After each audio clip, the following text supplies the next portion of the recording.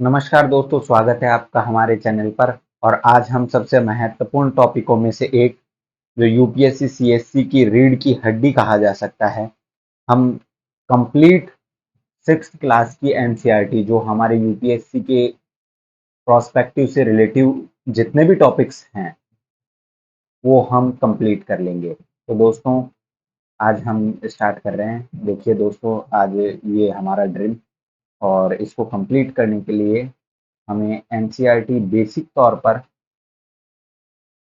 है ना, बेस के तौर पर काम करना होगा। और आज हम एनसीईआरटी सिक्स क्लास की बात करें तो सिक्स क्लास के अंदर जो जो टॉपिक पढ़ने वाले हैं वो है हमारे पास सौरमंडल, ग्लोब, अक्षांश व देशांतर, पृथ्वी की गतियां, मानचित्र। क्योंकि मानचित्र थोड़ा सा पढ़ेंगे, क्योंकि ये हमारे वैसे टॉपिक्स का हिस्सा नहीं है, लेकिन हमें समझ आ सके कि वहाँ चित्रों का संबंध कैसा है।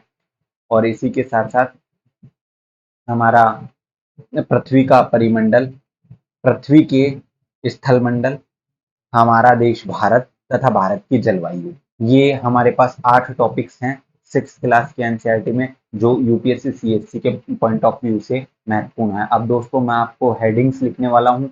इसी के साथ साथ आप जैसे जैसे मैं हेडिंग्स लिखता जाऊँ, क्योंकि माइंड मैप की क्लासेस हैं, क्योंकि हमें इतना टाइम लगाना नहीं है, क्योंकि अब एग्जाम आने वाला है, तो हम लगभग 7-8 दिन के अंदर जितनी भी एनसीईआरटी है ज्योग्राफी से संबंधित, मतलब आपका 80% सिलेबस कंप्लीट हो जाएगा। फिर आपके पास करंट अफेयर्स पढ़ने के लिए समय खूब रहेगा, और आपको करंट अफेयर्स ही पढ़नी होगी। बस जो करंट में टॉपिक है उसको डीप में पढ़ना है। ठीक है, तो दोस्तों, हम सबसे पहले सौरमंडल प्रारंभ करते हैं। और सौरमंडल के अंदर जो हमारे पास आ जाता है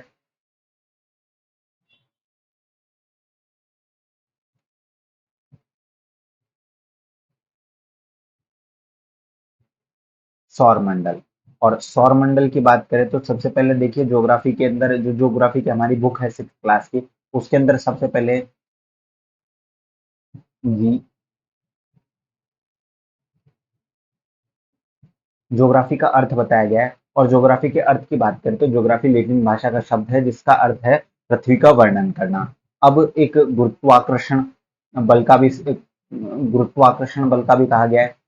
एक टॉपिक्स दिया हुआ है छोटा सा, जो आपको इतना ही ध्यान रखना है कि पृथ्वी और सारे ग्रह गुरुत्वाकर्षण के बल के कारण ही एक दूसरे की परिक्रमा करते रहते हैं। और गुरुत्वाकर्षण का सर्वाधिक, जो सबसे बड़ा पिंड है हमारा सूर्य, इसी कारण गुरुत्वाकर्षण बल के कारण सूर्य के चारों ओर परिक्रमा कर रहे हैं। अब दोस्तों, हमारे पास आ जाता है हमारा नया टॉपिक, पूर्णिमा और अमावस्या। ठीक है, पूर्णिमा प्लस अमावस्या। पूर्णिमा और अमावस्या की बात करें तो हिंदू धर्म के अंदर पहले से ये कॉन्सेप्ट चला आ रहा है चंद्र कैलेंडर के आधार पर, कि अब मैं आपको बता देता हूँ वर्ष के अंदर जो फैक्ट्स की बात है वो बता देता हूँ, आप नोट कर लीजिए। वर्ष में 12 पूर्णिमाएं और 12 अमावस्या देखे जाते हैं। ठीक है, कितने? 12 पूर्णिमा तथा 12 अमावस्या। हिंदू पंचांग के अनुसार माह है 30 दिन का होता है, और 30 दिन के अंदर 15-15 दिन के अंदर दोनों को डिवाइड किया गया है, दोनों पक्षों के अंदर, जिसके अंदर कहा जा सकता है शुक्ल पक्ष और कृष्ण पक्ष। ठीक है, शुक्ल पक्ष और कृष्ण पक्ष की बात करें तो शुक्ल पक्ष के अंतिम दिन को पूर्णिमा कहते हैं। ठीक है, मतलब जिसके अंदर पूरा चांद दिखाई देगा वो पूर्णिमा कहलाएगी। और कृष्ण पक्ष की बात करें तो कृष्ण पक्ष जिस दिन काली और घनघोर रात होगी उस दिन अमावस्या कहलाती है, और वो कृष्ण पक्ष का अंतिम दिन होता है। ठीक है दोस्तों, अब आती है पूर्णिमा। पूर्ण चंद्रमा महीने में एक बार देखा जा सकता है। ठीक है, और पूर्ण जो चंद्रमा दिखाई देता है उसे पूर्णिमा की रात कहते हैं। ये तो आपको पता ही होगा, छोटी मोटी चीजें हैं। और 15 दिन के बाद जैसे जैसे पूर्णिमा का चांद निकला, उसके बाद वो धीरे धीरे अपने दिखाई देना बंद हो जाता है और एक दिन पूरा छुप जाता है, फिर धीरे धीरे दिखाई देने लगता है। ये कॉन्सेप्ट है। अब खगोलीय पिंड की परिभाषा आ सकती है, लेकिन सिक्स क्लास के बेस पर परिभाषा अलग है। मतलब है तो वही, लेकिन उसका विस्तारवादी स्वरूप देखा जाएगा आगे। ठीक है, तो आपको छोटा सा ब्रीफली याद करना है। मैं आपको टॉपिक्स दे देता हूँ ना। खगोलीय पिंड,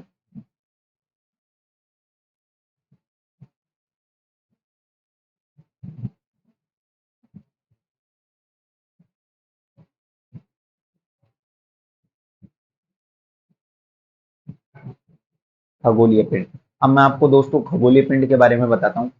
सूर्य, चंद्रमा तथा वे सभी वस्तुएं जो आसमान में हमें चमकती दिखाई देती है, खगोलीय पिंड कहलाते हैं। ठीक है, खगोल पिंड कुछ ठंडे हो सकते हैं तथा भयंकर गर्म भी हो सकते हैं, सूर्य जैसे। और ये अधिकांशतः गैसों के भी बने होते हैं, है ना। और मैं आपको बता दूं, इसके पास अपनी ऊष्मा तथा प्रकाश होता है तथा वे बड़ी मात्रा में उसे उत्सर्जित करते हैं प्रकाश को, जिसके कारण वो चमकीले दिखाई देते हैं, है ना। सूर्य भी एक तारा है और वो एक खगोलीय पिंड भी है। अब आ जाती है हमारे पास नक्षत्र मंडल। नक्षत्र मंडल,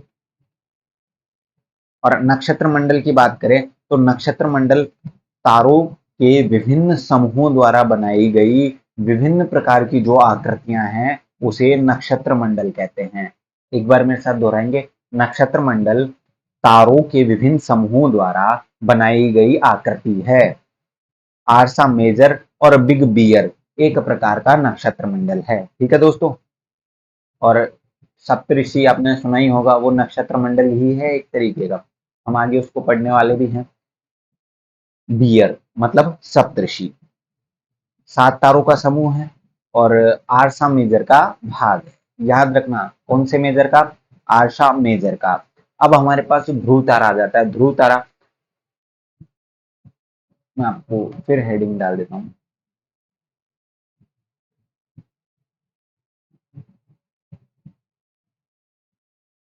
ध्रुव तारा। ध्रुव तारे की बात करें तो ध्रुव तारे के बारे में आपने अच्छा खासा कहानियां और किंवदंतियां सुनी ही होगी। मैं आपको बता देता हूँ, प्राचीन समय में लोग रात्रि के समय जो दिशा निर्धारण करते थे, वो इस ध्रुव तारे से ही करते थे। और ध्रुव तारे की बात करें तो ये ध्रुव तारा पृथ्वी की जो भूमध्य रेखा है उससे 434 लाइट ईयर दूरी पर है ना। और सदैव ये उत्तर दिशा बताता है। ठीक है दोस्तों। और ये भी आरसा माइनर का भाग है। ये आप एनसीईआरटी पढ़ोगे तो आपको समझ में आ जाएगी, क्योंकि हम पहले विस्तार पूर्वक पढ़ चुके हैं छोटी क्लासों में। तो अब हमें सिर्फ कॉन्सेप्ट बनाने की तैयारी है, जिससे हम आंसर और तथा कोई भी क्वेश्चन आ गया उसको आसानी से समझ सकें। तो इस वजह से हम, अब हमारा लगभग ये टॉपिक्स पूरा हो चुका है, जिसके अंदर आपको ज्योग्राफी का अर्थ पता चल गया, पूर्णिमा और अमावस्या के बारे में पता चल गया, खगोलीय पिंड के बारे में पता चल गया। और खगोलीय पिंड के बारे में अगर आपको नहीं समझ में आया तो मैं एक बार दोबारा बता देता हूँ, वैसे आगे पढ़ने वाले हैं। आसमान में जो चमकीले दिखाई देते हैं वो सभी खगोलीय पिंड कहलाते हैं। इनके पास ऊष्मा तथा प्रकाश भी होता है, बहुत बड़ी मात्रा में ऊष्मा का उत्सर्जन भी कर सकते हैं। और आगे विस्तार पूर्वक हम इसको पढ़ने वाले हैं। अब आता है सौरमंडल। तो अब हमारे पास जो मेन टॉपिक है हमारा सौरमंडल। सौरमंडल की बात करें,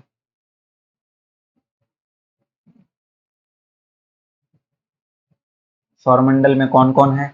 सबसे पहले सूर्य, 8 ग्रह, उपग्रह तथा कुछ खगोलीय पिंड है, जैसे क्षुद्र ग्रह, है ना, और उल्का पिंड भी सौरमंडल के ही हिस्से हैं। और इनका मुखिया कौन है? सूर्य।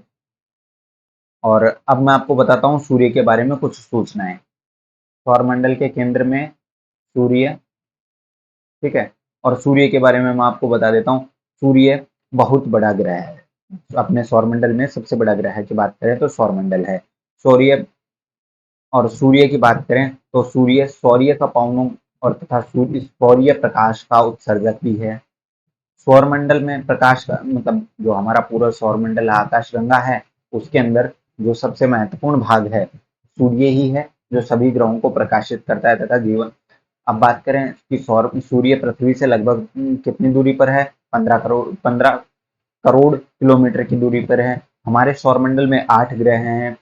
अब मैं आपको इनको दूरी के अनुसार क्रम बता देता हूँ। दूरी के अनुसार बात करें तो एम वी, है ना, आप ये ऐसे छोटी सी ट्रिक है, M V E M J S U N. ठीक है। बात करें तो Mercury, Venus, Earth, Mars, Jupiter, Saturn, Uranus और नेपच्यून। हिंदी में बात करें तो बुध, शुक्र, शुक्र के बाद पृथ्वी, पृथ्वी के बाद मंगल, मंगल के बाद बृहस्पति, बृहस्पति के बाद शनि और शनि के बाद अरुण। ये इनका क्रम है। सौरमंडल में 8 ग्रह हैं और अपने निश्चित पक्ष मतलब जो उनकी धुरी है उस पर सूर्य की परिक्रमा कर रहे हैं। प्लूटो 2006 तक ग्रह माना जाता था, लेकिन वो अपने हम वैसे इसको आगे पढ़ने की, क्योंकि वो अपनी कक्षा के अंदर जो पिंड आ जाते थे उनसे उसकी गति को थोड़ा प्रभावित हो जाता था, इसका कारण उसको बोनी ग्रह में शामिल कर लिया। और ग्रहों की परिभाषा भी हम पढ़ने वाले हैं, तो ग्रहों की परिभाषा लिखिए। ग्रह, ग्रहों की बात करें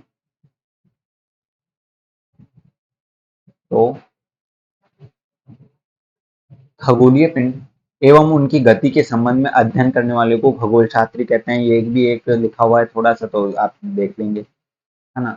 कुछ खगोलीय पिंडों में अपना प्रकाश व ऊष्मा नहीं होती है, वे स्वयं प्रकाशित न होकर वे किसी अपने प्रकाशमान तारे से प्रकाशित होते हैं। और आर्यभट्ट का भी नाम लिया गया है यहाँ पर। आर्यभट्ट भी एक प्राचीन खगोल शास्त्री थे। अब मैं आपको ग्रह की परिभाषा बता देता हूँ। ग्रह उन खगोलीय पिंडों को कहा जाता है जो निश्चित मार्ग पर सूर्य की परिक्रमा करते हैं।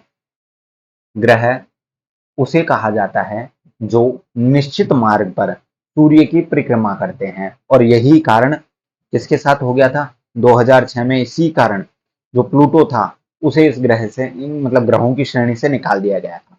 ग्रहों की परिभाषा क्या है? वैसे हालांकि इसको विस्तार पूर्वक पढ़ेंगे हम आगे। सभी ग्रह, अब एक बार और मैं आपको रिपीट करवा देता हूं।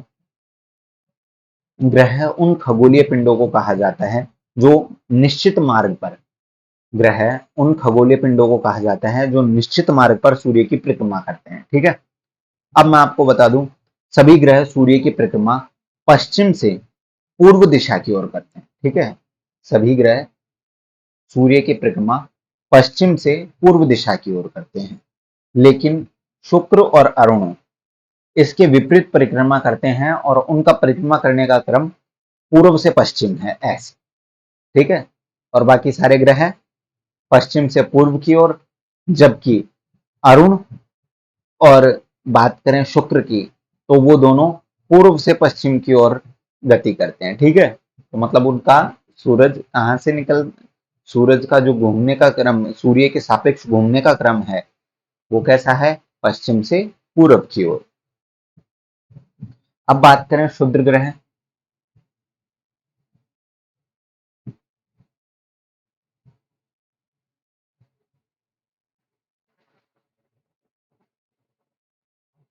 क्षुद्र ग्रह, क्षुद्र ग्रह को एस्टेरॉइड कहते हैं इंग्लिश में। और मैं आपको बता दूं, मंगल और बृहस्पति। ठीक है। आपको दो नाम याद करने हैं, मंगल प्लस बृहस्पति। ठीक है। मंगल और बृहस्पति की जो मध्य की दूरी है, इसके अंदर अनगिनत सूक्ष्म पिंड उपस्थित हैं और इन्हें क्षुद्र ग्रह कहते हैं। अब हमारे प्यारा ग्रह पृथ्वी के बारे में भी हम थोड़ी सी जानकारी ले लेते हैं। पृथ्वी की बात करें तो एक सेकंड, ठीक है, बात कीजिए। पृथ्वी की बात करें दोस्तों, तो पृथ्वी के बारे में हमें कुछ जानकारियां ग्रहण करनी है। ये देखिए पृथ्वी, और पृथ्वी के बारे में मैं आपको पॉइंट टू पॉइंट नोट करवा रहा हूँ, तो आप सुनिए। जिस ग्रह पर हम रहते हैं वो पृथ्वी है। किसी को भूल जाए तो वही बता दें। यह अपना संपूर्ण प्रकाश और ऊर्जा के लिए सूर्य पर ही निर्भर है। पृथ्वी को बहुत अधिक दूरी से देखने पर यह चंद्रमा के समान चमकती प्रतीत होती है, क्योंकि सूर्य के प्रकाश के कारण चमकती है। सूर्य की दूरी के हिसाब से बात करें तो सूर्य की दूरी के हिसाब से पृथ्वी तीसरे स्थान पर आती है। ठीक है। पहले बुध, फिर शुक्र, फिर पृथ्वी। बुध, शुक्र, पृथ्वी, और फिर इसके बाद इसका सहचर मंगल। और इन चारों को आंतरिक ग्रह कहते हैं, जबकि इनके बाहर बृहस्पति, शनि और अरुण और वरुण, इनको जोविनियल ग्रह मतलब बाहरी ग्रह कहते हैं। ठीक है दोस्तों। अब हम चलें हमारे पृथ्वी आकार के हिसाब से बात करें पृथ्वी को, तो आकार के हिसाब से बात करें तो पृथ्वी पांचवा सबसे बड़ा ग्रह है। ठीक है, ये भी ध्यान रखना। उपग्रह की बात करें तो अब मैं आपको बताता हूँ कि उपग्रह पृथ्वी का एक उपग्रह है। उपग्रह चंद्रमा। अब चंद्रमा की बात कर लेते हैं। अब तो चंद्रमा वैसे टूर के हो गए हैं, तो आसमान में दिखने वाला चंद्रमा एक पृथ्वी का उपग्रह है जो पृथ्वी का सहचर है तथा चारों ओर इसके चक्कर लगाता है। अब बात करें हम ग्रहों का छोटा छोटा विवरण कर लेते हैं, और ग्रहों के विवरण के अंदर सबसे पहले हम बुध, ठीक है, बुध की बात करें तो बुध को मरकरी कहते हैं। मरकरी की बात करें तो ये सबसे सूर्य के सबसे नजदीकी ग्रह है तथा छोटा तथा हल्का भी है। ठीक है, सबसे छोटा बुध सबसे नजदीक है और सबसे छोटा व हल्का। सूर्य के चारों ओर परिक्रमा करने में इसे 88 दिन का समय लगता है। निकटतम, यह पृथ्वी के निकटतम सबसे चमकीला तारा है तथा इसे भौर का तारा भी कहते हैं। बुध किसे कहते हैं? बुध, ओ सॉरी, शुक्र, शुक्र पर आ गए। बुध के बारे में तो आपको दो ही चीजें याद रखनी है, एक तो सूर्य के नजदीकी ग्रह है तथा इसका परिक्रमा क्रम 88 दिन के अंदर होता है। अब बात करें शुक्र की। शुक्र की बात करें तो शुक्र सबसे चमकीला, ठीक है, और बात करें इसका 285 दिन के अंदर इसका अपना पूरा परिभ्रमण मतलब परिक्रमण कर लेता है सूर्य के चारों ओर। तथा इसका शुक्र है जिसे शुक्र का भाग्नि ग्रह मतलब इसका सिस्टरहुड, पृथ्वी का सिस्टरहुड भी कहा जाता है। अब इसके साथ बात करें हम, हमारी पृथ्वी को थोड़ा सा और ब्रीफ नॉलेज है पृथ्वी के बारे में एक साइड से टॉपिक में, तो मैं आपको बता देता हूँ पृथ्वी के बारे में। पृथ्वी आकार की दृष्टि से पांचवा तथा यह पृथ्वी 23.5 डिग्री अपने अक्ष पर झुकी हुई है, और एकमात्र इसका उपग्रह चंद्रमा है। और पृथ्वी का व्यास की बात करें तो 6371, पृथ्वी के व्यास की बात करें तो 6371, ठीक है, 6371 किलोमीटर है। 6371, 6371 ध्यान रखना, 6371 दोबारा बोलिए मेरे साथ, 6371। अब बात करें मंगल। मंगल हालांकि इनके उपग्रह भी हैं, तो हमें वो उतना ध्यान देना नहीं है क्योंकि यूपीएससी हमारा पूछता नहीं है। अब बात करें मंगल की, तो मंगल के दो उपग्रह हैं, फोबोस और डिमोस। फोबोस और डिमोस, मंगल फोबिया, मंगल फोबिया, मंगल फोबिया, मंगल फोबिया, ठीक है। आपको पता है फोबोस और डिमोस, फोबोस और डिमोस सूर्य के चारों ओर 687 दिन के अंदर, 687 दिन याद, थोड़ा बहुत याद रख लेना, वैसे कोई जरूरी नहीं है। बृहस्पति की बात करें तो बृहस्पति का परिक्रमाकरण 12 साल में है। शनि की बात करें तो शनि का एक उपग्रह टाइटन है तथा आकार में दूसरा सबसे बड़ा ग्रह है। अब अरुण की बात करें तो अरुण आकार में तीसरा सबसे बड़ा ग्रह है, ठीक है, और इसका ग्रह टाइटेनिया है। और इसके बाद वरुण सबसे दूर स्थित है। सौरमंडल की बात करें, सौरमंडल में आंतरिक ग्रहों को मैंने आपको पहले बता ही दिया है, ठीक है। सौरमंडल का क्रमवार विवरण की बात करें तो सौरमंडल का वैसे ही हमारे ज्यादा है नहीं, लेकिन आकार की दृष्टि से ध्यान रखना, बृहस्पति, शनि, अरुण, ठीक है, आकार की दृष्टि से तीन बड़े ग्रह हैं। फिर इसके बाद अरुण के बाद आ जाता है वरुण, ठीक है। सबसे बड़ा ग्रह है बृहस्पति, सबसे बड़ा ग्रह है बृहस्पति। द्रव्यमान सबसे बड़ा ग्रह है बृहस्पति। बृहस्पति देखिए गुरु, बृहस्पति को गुरु भी कहते हैं, और गुरु से आप याद रख सकते हैं कि बृहस्पति सबसे बड़ा ग्रह है, ठीक है। और दूरी के अनुसार बात करें तो दूरी के अनुसार सबसे दूर वरुण और सबसे पास बुध, ठीक है। आपको ये आसानी से समझ में आ ही गया होगा। अब हमारा ये पृथ्वी का मतलब पृथ्वी की बात करें तो हमारा दूसरा टॉपिक मतलब दूसरा चैप्टर स्टार्ट हो जाता है, अक्षांश और देशांतर। अक्षांश और देशांतर को हम अगले टॉपिक्स में पढ़ेंगे, और आप मेरे साथ बने रहिए। मैं मतलब कुछ ही देर में अगला टॉपिक भी आपको अपलोड कर दूंगा। थैंक यू दोस्तों, आपको पसंद आया हो तो लाइक शेयर और सब्सक्राइब जरूर कीजिएगा।